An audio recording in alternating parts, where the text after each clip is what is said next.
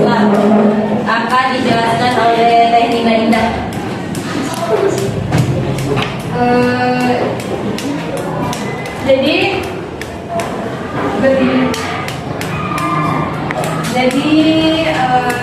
Saya akan menjelaskan kedudukan hadis dalam Islam.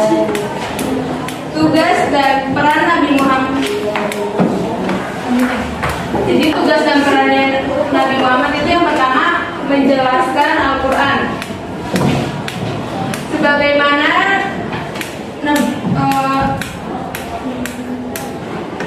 Allah berfirman dalam surat An-Nahl, yaitu bil bayyinati waz-zubur wa anzalna ilaika dzikra litubayyana lin-nasi ma nuzila ilaihim wa la'allahum yatafakkarun. Yang artinya keterangan mukjizat dan kitab-kitab, dan kami turunkan kepadamu Al-Quran agar kamu menerangkan pada umat manusia apa yang telah diturunkan kepada mereka dan supaya mereka memikirkannya. Surat An-Nahl ayat 44. Terus tugasnya Nabi Muhammad selanjutnya itu Rasulullah sebagai teladan yang baik wajib dicontoh oleh setiap muslim. Kan sebaik-baiknya anak manusia itu anaknya Rasulullah, jadi kita wajib menaati atau mengikuti anaknya Rasulullah. Terus Allah juga berfirman dalam surat Al-Ahzab ayat 21. Laqad kana lakum fi Rasulillah uswatun hasanatun liman kana yarjullaha wal yawmil akhir wa dzakarallaha katsiran. Artinya, sesungguhnya telah ada diri Rasulullah itu suri tauladan yang baik bagimu, yaitu orang yang mengharapkan rahmat Allah dan kedatangan hari kiamat, dan dia banyak menyebut Allah. Terus yang selanjutnya itu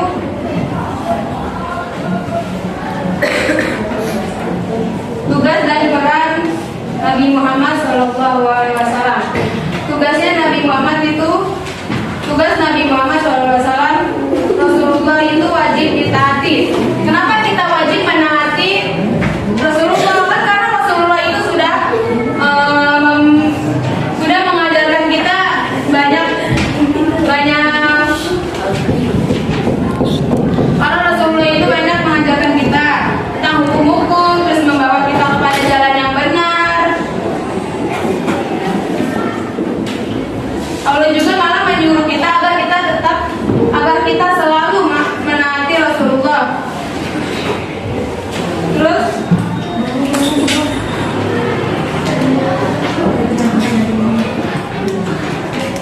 selanjutnya tugas dan peran Nabi Muhammad itu Rasulullah SAW mempunyai wewenang untuk membuat sesuatu aturan.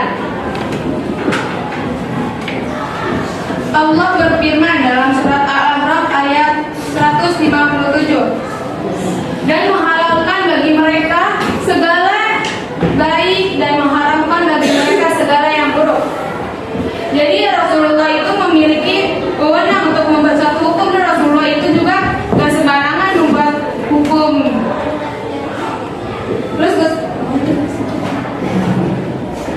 Jadi kesimpulannya, berdasarkan ayat tersebut menjelaskan bahwa memakai Al-Quran saja tidak meninggalkan sunnah atau hadis adalah sesuatu yang tidak dibenarkan. Maka barang siapa yang menerima Al-Quran, berarti ia harus menerima sunnah Rasul.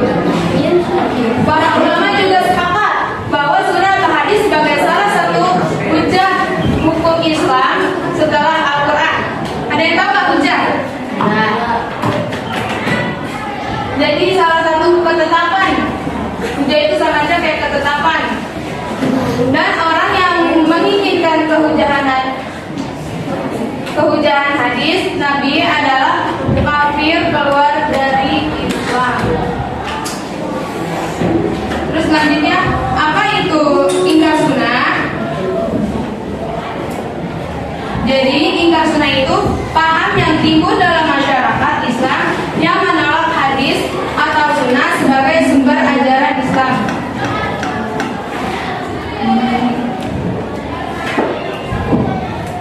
Ingkar sunnah itu terbagi dua, ada yang klasik dan ada yang modern.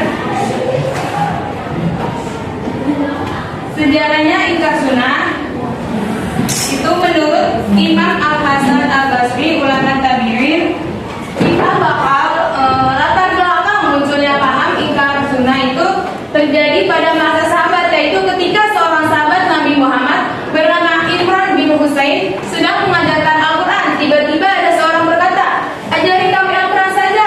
Lalu Imran memberikan pengertian sehingga orang tersebut menyadari kekeliruan dan kemudian menjadi ahli fikih. Ini sejarah selanjutnya.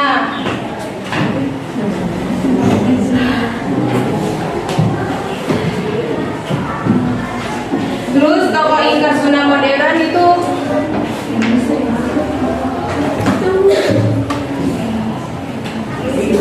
salah satu contoh ingkar sunnah modern itu ada Syekh di Mesir, itu ada Syekh Muhammad Abdul.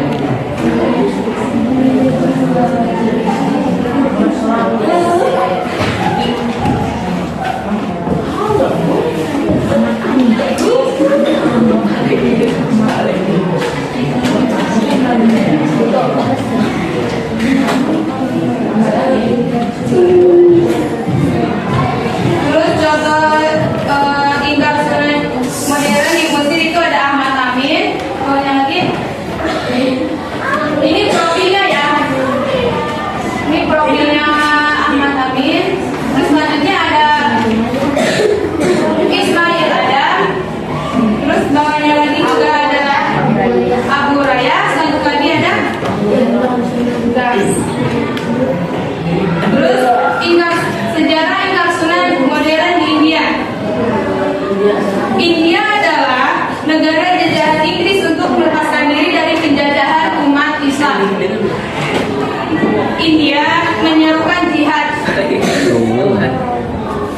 Pihak Inggris menyadari bahwa semangat jihad membahayakan eksisten mereka. Karenanya pihak Inggris membuat kelompok yang dinamakan ulama muslimin yang mau memberikan fatwa bahwasannya jihad wajib dengan mengkritik hadis-hadis tentang jihad. Di antara tokoh-tokohnya itu ada Garah Ali dan Mirza Ghulam Ahmad.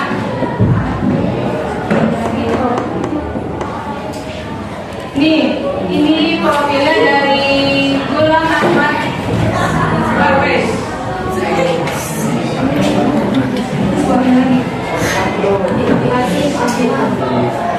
Ini tokoh ingkar sunnah modern di Malaysia, ada Qasim Ahmad.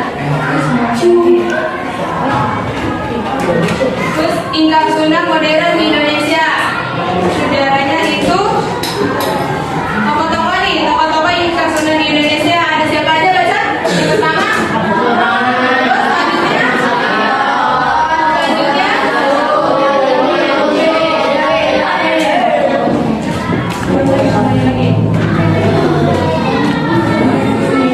Ini ada buku-buku karangan ingkar sunnah di Indonesia.